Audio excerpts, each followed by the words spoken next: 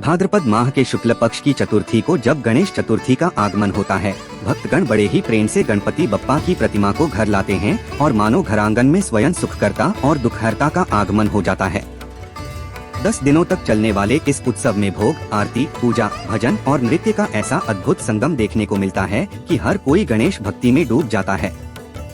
लेकिन जब ये 10 दिन पूरे होते हैं तो सबसे भावुक क्षण आता है गणपति विसर्जन का। बहुत से लोग सोचते हैं कि आखिर जब हमने इतनी श्रद्धा से भगवान को घर बुलाया है तो फिर उन्हें विदा क्यों करें? क्या उन्हें घर में हमेशा के लिए रखा नहीं जा सकता? इसका उत्तर परंपरा और धार्मिक मान्यताओं में छिपा है।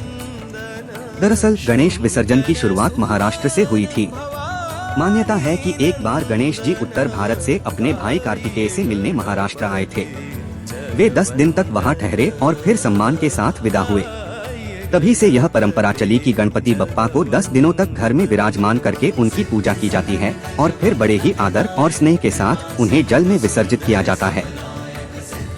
इन 10 दिनों की हुई पूजा के बदले गणपति जी भक्तों को सुख देकर उनके सारे दुख हरकर अपने धाम चले जाते हैं। अब सवाल उठता है कि अगर कोई विसर्जन न करे तो क्या होगा?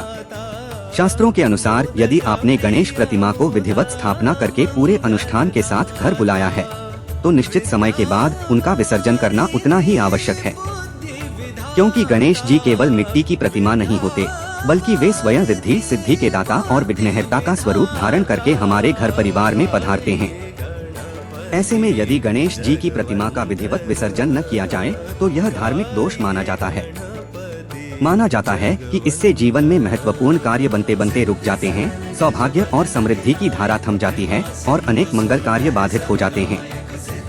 विसर्जन केवल एक परंपरा या रीति रिवाज नहीं, बल्कि गणपति बाप्पा को आदर पूर्वक विदा करने और उनके आशीर्वाद को निरंतर जीवन में बनाए रखने का दिव्य माध्यम है। जैसे किसी अतिथि को सम्मान पूर्वक विदा करना आवश्यक होता है, वैसे ही बाप्पा को भी विधिवत विदा करना जरूरी है। यही कारण है कि विसर्जन न करने को शास्त्रों में अनुचित और दोषपूर्ण बताया गया है।